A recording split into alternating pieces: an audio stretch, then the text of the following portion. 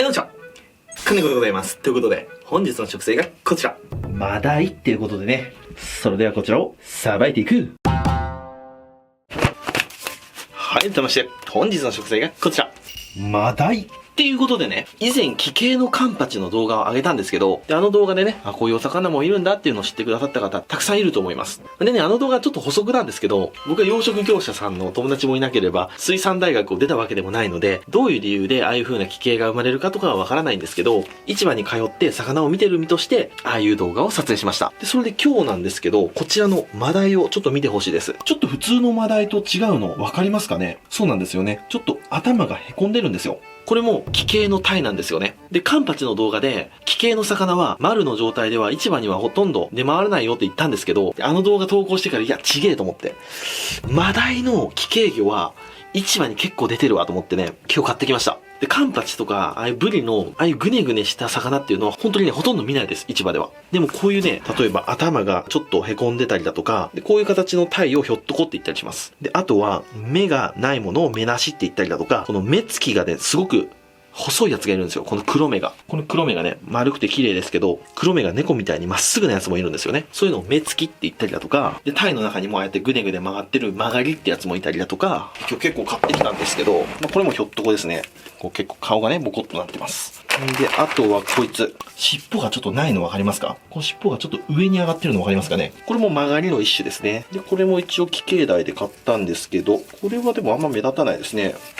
目立たないんですけど、ここら辺がちょっとね、膨らんでて、ボコッとしてるじゃないですか。多分ここら辺の真ん中の骨が曲がってると思います。これも曲がりですね。こういう風にね、奇形のタイは結構出回ります。で、値段なんですけど、市場で買うとちょっと安いんですよ。今日のタイこれ養殖のタイなんですけど、同じ養殖の綺麗のタイでも、だいたいキロ今1100円ぐらいですかね。で、頭がちょっと凹んでる奇形のタイになると、キロ880円から950円ぐらい。100円ぐらい安くなるんですよね。意外とそんな値段は落ちないんですよね。なので、身だけを使う業者さんとかは、こういう奇形のタイを好んで買っていく人もいますね。ただ料理屋さんとかで、頭もカブト煮とかカブト焼きにして提供したいよっていう方は、あんまり買ってってない印象ですね。はい。というわけで、前置きがちょっと長くなりましたけども、今日はこちらのマダイを使って、僕の大好きなタイ茶漬けを作っていきたいと思います。よし、そしたらさばいていきましょう。で、マダイは皆さんさばく機会結構あると思います。でも毎回説明してますけど、マダイって結構危ない魚です。なので必ずゴム手袋とか軍手をしてさばいてください。特に危ないポイントがね、このヒレ。これ刺さると指貫通します。で、あと危ないのはこのエラですね。このエラ蓋。ここね、カミソリがついてると思ってください。ここもめちゃめちゃ危ない。で、お尻の方のヒレもトゲがあります。危ないんで、ほんと気をつけてさばいてください。で、特に鱗を落とす時ですね。鱗かきこう短めに持つと背びれに刺さっちゃうことがありますんでね。どんだけ慣れてても、ちょっと油断するとブスッといっちゃう時ありますんで、気をつけてください。よし、そしたら鱗を取っていきます。尻尾の方から頭の方に鱗かきを当てる。こうですね。背中の方を落としたら、次は真ん中。で、真ん中落としたら次はお腹。で、尻尾の裏、お腹の裏も、ここも見落としがちですが、綺麗に落とします。で、余裕があったらこのカマの下、こういうとこもね、落としてあげてください。こっち側が落ちました。そしたら反対向けて、反対側も一緒ですね。背中、真ん中、で、お腹。で、尻尾の裏、お腹の裏。で、余裕があったらこのカマの裏。ここも落とします。で、鱗を軽く洗い流したら、はい、これで鱗が落ちました。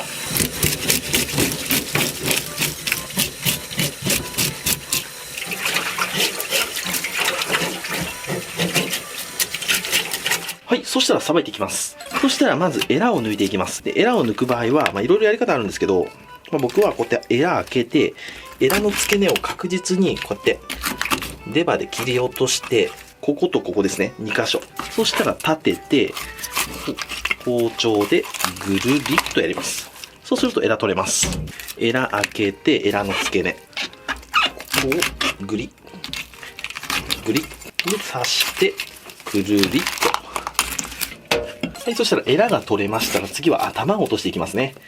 カマの下からこう入れて、で、ここにね、ニガ玉が入ってますんで、ここは薄く、あんまり切りすぎないように。こんな感じ。で、こっち側向けて、こっち側も切りすぎないように、薄く入れていきます。ほら、ここですね。これニガ玉。これをね、できるだけ切らないように、さばいた方がいいですね。切っちゃってもね、すぐに流水で洗い流せば大丈夫なんでね。ニガ玉を切っちゃったからといって食べれなくなるわけではありませんので、心配しないでください。はい、こうやって落とします。こういう風にニガ玉が割れずに綺麗に取れたら上出来ですね。今からの時期は卵が入ってきますね。まだちょっと小さいですけどね。そしたら全部このように頭を落としていきます。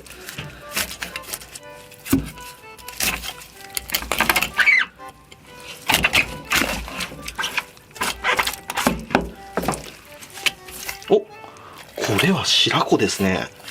ラッキー。ラッキー、これ。小さいけどこれ。白子ですよ。これ内臓脂肪と分かりにくいんですけど、この付け根についてるこれですね。これが白子。これうまいです。で、お次はね、かぶと割りですね。これはね、出刃じゃないとできないです。まず上顎の牙の真ん中に包丁を差し込みます。で、ちょっとこう取っかかりを作ります。そしたらグッと包丁を入れて、で手でしっかり固定して、ここでグッと固定すること大事。で、包丁を持って一思いにグーッと押します。いきます。で、落とすときにこう包丁全体に力入れるんじゃなくて、ここですね。ここを意識してください。ここにめちゃめちゃ力を入れつつ、こう落とす感じ。これ結構難しいんですよ。コツがいる。でパカッと開いて、あとはこういう風に落とすと。これでかぶと割りの完成。はい、この状態になりましたら、いよいよ3枚でおろしていきます。いきますよ。まずは下から1本入れて、反対向けて、背中側に1本。で、背骨に沿って入れていくと。そしてここまで来たら、ピッと腹骨を落とします。はい、こんな感じ。血抜きもしっかりされてて綺麗ですね。で、反対側も一緒ですね。下から入れて、反対向けて、背中に1本筋入れて、で、背骨に沿って入れていくと。で、反対向けたら、腹骨を落とすと。はい、これで3枚おろしの完成。はい、じゃあ次これ。尻尾の曲がったやつおろしていきますね。これもね、一緒ですね。下から入れて、ちょっとね、ボコッとしてますね。ナルト骨があるのかな。やっぱりここがね、曲がってるんで、入りにくいです。骨がね、結構ぐにゃぐにゃって曲がってます。うまく包丁が入ってきません。ここで引っかかりますね。ここに何か大きなあれがあります。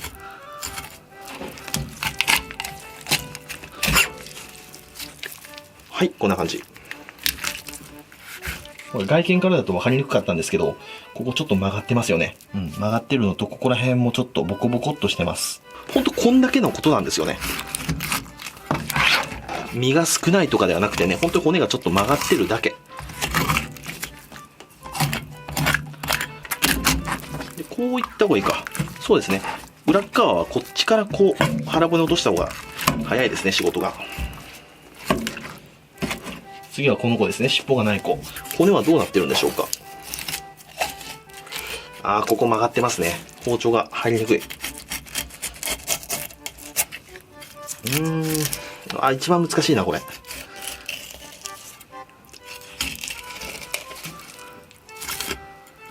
でも身はね、一番綺麗かも。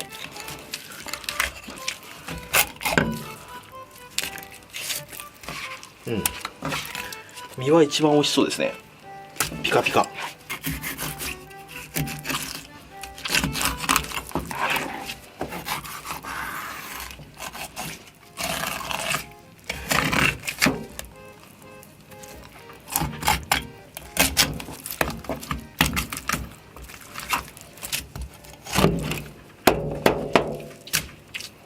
この子はここですね。ここがちょっとぴょっと上がってるぐらいですね。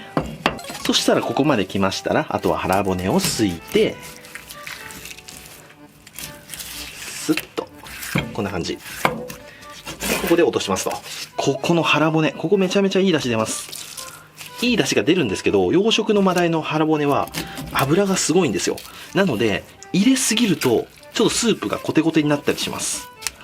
なんで、ほどほどに入れた方がいいと思います。骨と腹骨のバランス。腹骨ばっかで出汁を取ると、本当にすごいこってりとした濃厚な出汁が引けます。ラーメンとかにするんだったら、こういうこってりのがいいのかなとは思うんですけど、お吸い物とかお味噌汁にする場合は、ちょっと濃いかなと思います。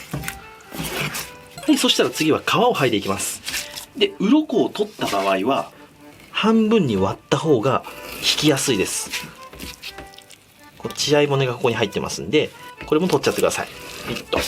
で、ここに鱗がついた状態でおろすときは、皮が硬いので、このままスッと引くこともできます。ただ、鱗を取った方が、お腹の方を引いたときに、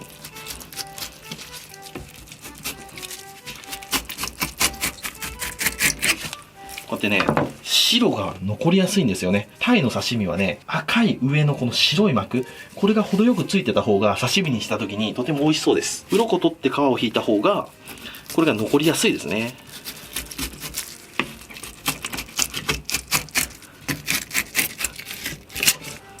はい、背中の方も引けました。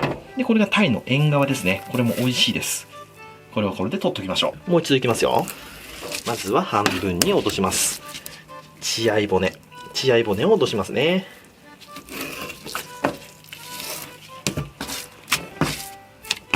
で、血合い骨が取れたら尻尾の方から皮を引いていきます。はい、こんな感じ。ほんで皮引いた時にここですね、締めた後、ここもったいないかもなんですけど、ちょこっとこれ落としてあげてください。あそこの部分はね、雑菌とかがついてますんで、ちょっと落とした方がいいですよ。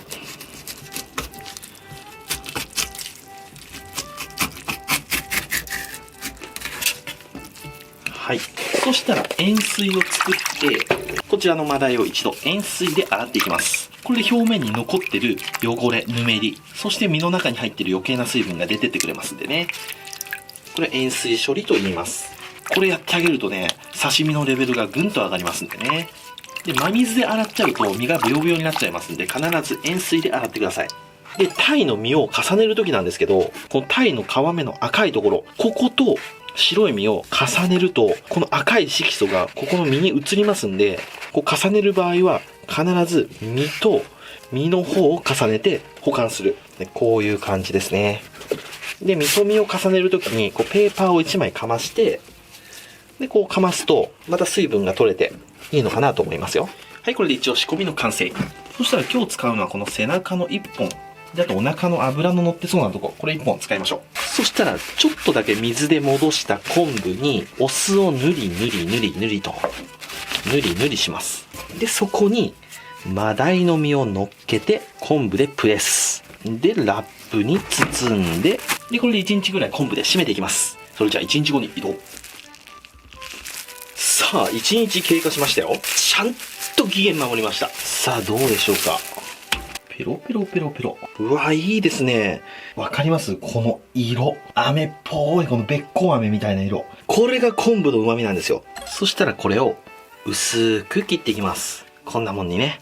こんなもん。今日は薄めにいきますよ。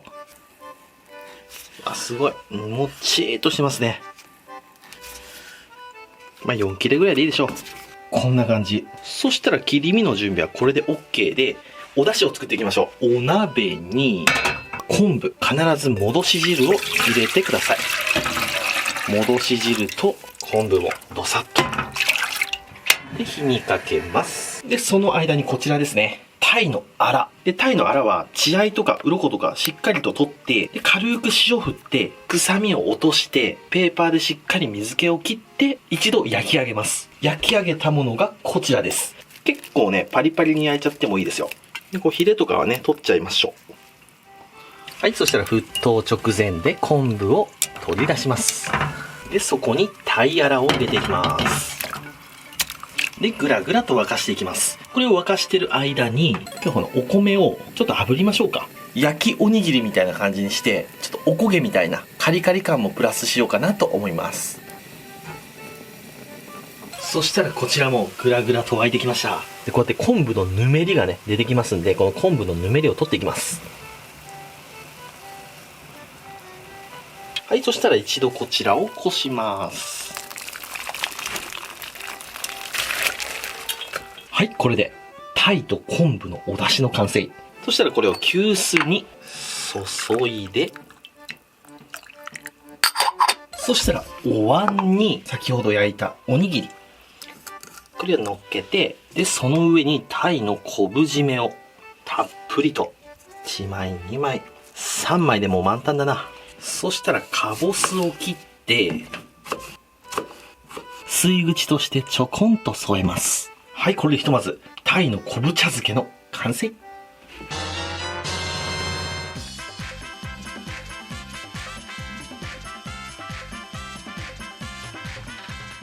はい、じゃあ完成。いただきます。よっしゃ、食べていこう。これね、なんで僕最近手袋をしてるかというと、ここにね、イボができたんですよ。これがすっげえ嫌で。医者通ってるんですけどね、なんか1年ぐらいかかるとか言われて、クソなえみたいな。そんなことは置いといてと。こちらですよ。うまそうですよね。シンプルなんだけど、手間かけました。で、ここに熱々のお出汁を、さーっとかけると。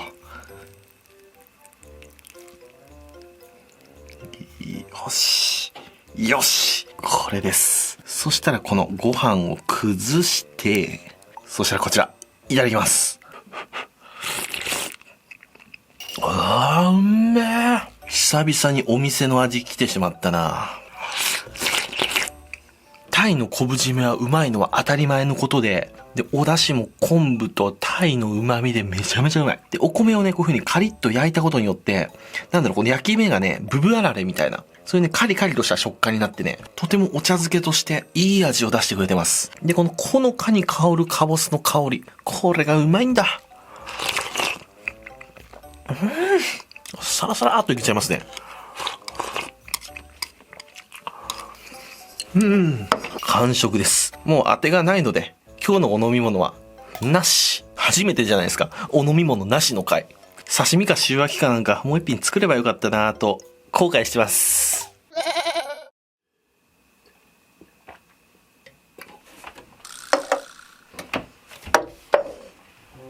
ごちそうさまでした。ということで、今日はちょっぴり形の変わった養殖マダイを使ってタイの昆布茶漬けを作ってみましたけども、めちゃめちゃ美味しかった。昆布締めのお刺身もいいんですけど、ああいう風にね、お茶漬けにするとサササッといけちゃいますね。今日伝えたかったのは、ああいう風に奇形だからといって味が劣るとかそういうことはありませんのでね、皆さんも見かけた際は積極的に買って食べてみてあげてくださいね。というわけで今日はご視聴ありがとうございました。